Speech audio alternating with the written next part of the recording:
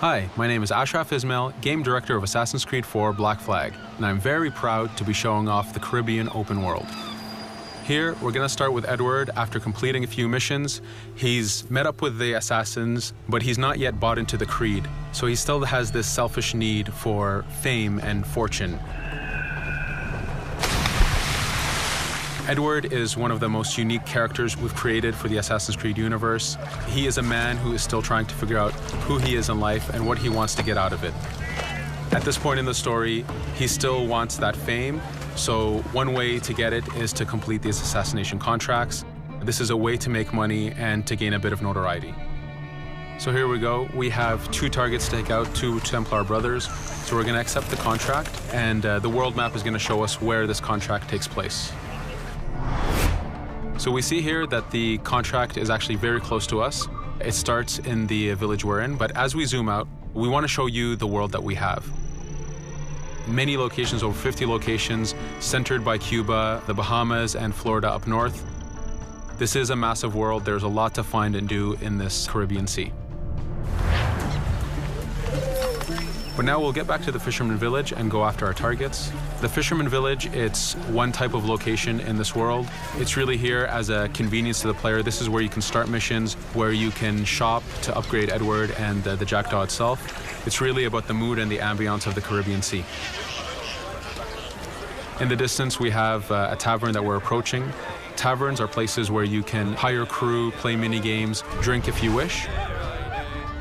But for now, we're going to focus on the targets and take them out.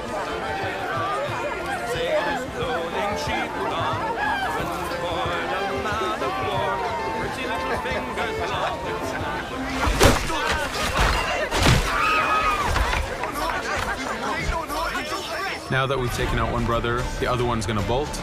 Just like classic ACs, we can chase him down and take him out that way, but there's many ways to complete this contract.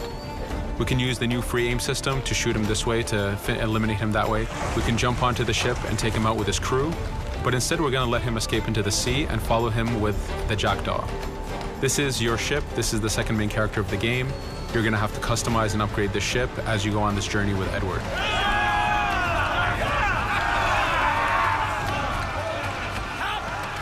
We've seamlessly gone from a ground chase right into a naval chase. We could destroy the ship and complete the contract that way, but instead, using the spyglass, we can see that he's carrying a lot of rum. Rum is important in the economy system. It's one way of making a lot of money if you sell it properly. So instead of destroying the ship, we're going to plunder that ship. Fire! Here you can see the upgrades that we've made into the naval combat. Using the front cannons, you can shoot chain shots to slow down the ship. Using the new round shot mechanic of trajectory aiming, you can aim for the hull and do a lot of damage this way. This specific enemy is what we call a frigate. Frigates are the type of ships that you need to destroy as fast as you can, because the longer the fight lasts, the more damage they're capable of doing. We have other enemy types like the Charger or the Man of War. The Man of War is a massive ship capable of carrying over 100 cannons. These are ships that you really need to upgrade to be able to face. But now that this frigate has been demasted, we can start the boarding. Boarding, it's very important. You are a pirate. This is how you gain cargo. This is how you take on ships. So here we can start the boarding from any orientation or angle we wish. The distance even matters. If you get too close, the 2 crews will just jump right into each other. If you start a bit further, you can jump in the water and go in for a sneak stealth attack. We have 2 objectives to accomplish for this boarding. We can take out the captain, and we need to take out some of his crew. So using the swivel gun, we will efficiently take out a lot of the crew. And now we'll go for the captain using Edward's navigation abilities. Here, again, using the new free aim system, we have a dangerous enemy on the other side taking out our crew. We can easily take him out with a headshot. So what we see here is that 2 ships have come together to create this 3D environment where, using your assassin abilities to navigate, to be stealthy, you can take the advantage and get the kill by surprise. Now that we've taken out the captain, we still need to take out a few of the crew members to complete this boarding. Now that we've plundered the ship, we're going to gain that rum that we saw earlier, but we're also going to gain ammo and crew members and some gold. With every boarding, there's 3 options that you can do with that ship. You can gain crew members, you can send the ship to your fleet if you wish, or you can salvage a ship to repair the Jackdaw if you took too much damage in the fight. In this case, since we did well, we're going to send the ship to our fleet. Now that we're back in the Caribbean Sea, we needed to make sure that every minute something is being advertised to the player, something new for the player to do. In this case, we have this uncharted location. These are what we call playas. We have over 75 of these in the Caribbean world. Every playa has something very important for the player to find, something that will help in upgrading Edward or the Jackdaw. So it's in your advantage to explore these locations.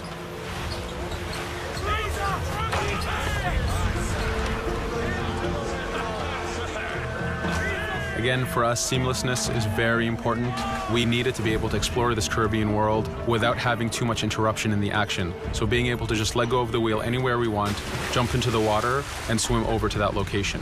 This is very important for the mood and the immersiveness of this Caribbean open world. Here, as we get on the playa, in the distance we can see that there's a faction battle, but closer to us we can see that there's this poor drunken sailor who's passed away. But being a pirate, of course, we're going to loot his body and see what he has for us.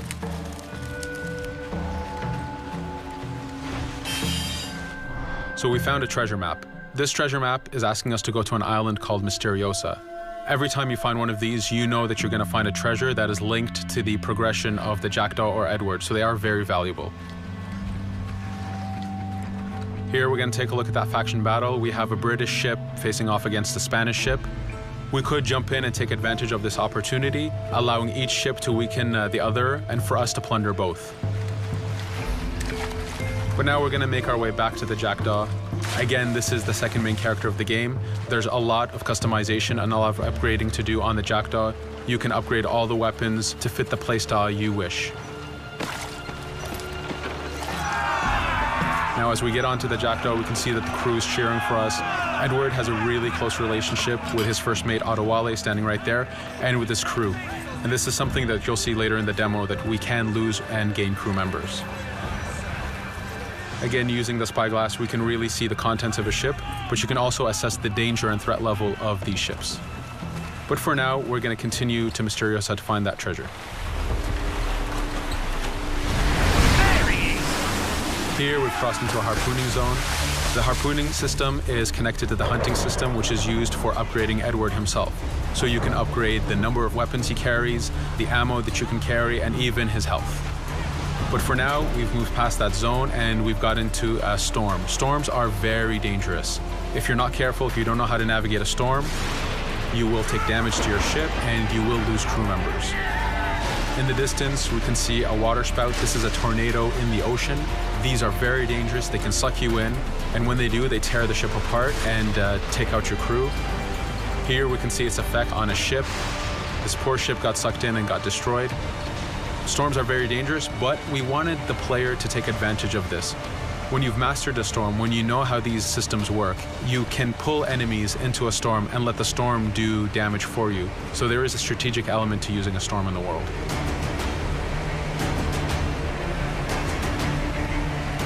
Here we can see that the storm is dying down a bit, but there's still this torrential downpour. It was very important for us to get the real mood of and atmosphere of the Caribbean in the weather cycles and in the daytime cycles.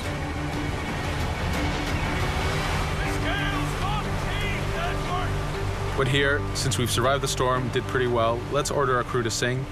Sea shanties are a part of this game. It's a collectible that you can find in the world. So the more you find, the bigger playlist you have for your crew. But for now, we've made it to Misteriosa. So again, we're going to seamlessly get off our ship and explore this location. Misteriosa is a Mayan ruin. Mayan ruins are heavy with stealth and navigation capacities. There's a lot of treasures and hidden discoveries to be found in these locations.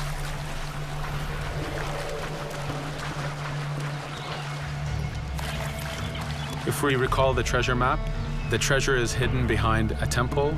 So just by quickly looking around, we can see that temple looks about right. So that's our objective. We'll head there. As we go this way, we can see there's a lot of guards on the beach. We could go in and fight them if we wish to, but to show off that this is a mini open world, we're going to try to find a different route to get to our objective. Here, we've seen a guard. We don't want to alert him, and we don't want to alert the guards on the beach, so we're going to use our stealth ability to take him out silently.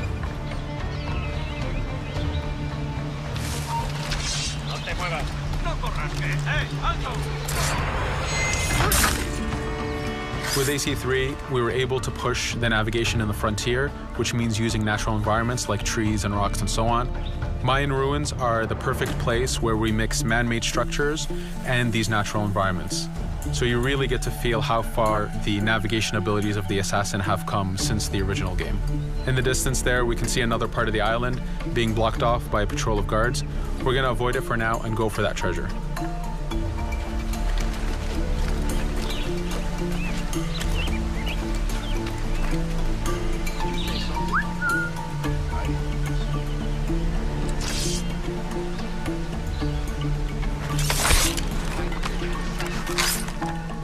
It's important for us to be able to give the players new tools, specifically for stealth. In this case, we have the blowpipe. Using the berserk darts, you make your enemies go crazy. Effectively, this means that they'll attack anything and everything in sight, including their own friends, animals, or Edward if he was in the way. So you do have to be careful with how you use it. But now that we've caused a distraction, if we happen to fall down there, at least there's already a bit of damage done for us.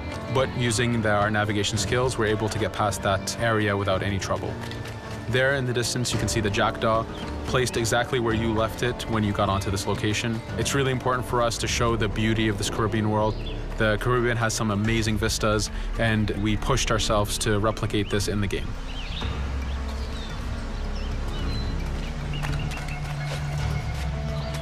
As we continue forward, we can see in the distance there's a couple prisoners that are taken hostage. This is a scenario that you need to use stealth. If you're detected by those guards, they will kill the hostages.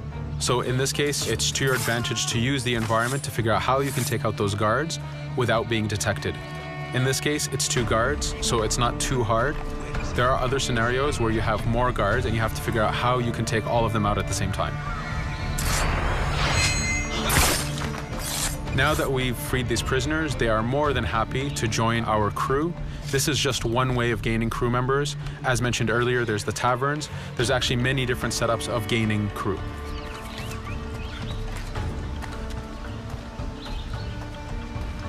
Here, we're going to go back to the treasure map. We can see that the treasure is actually behind the temple near a fountain. So if we just look around, we can see that it's around here.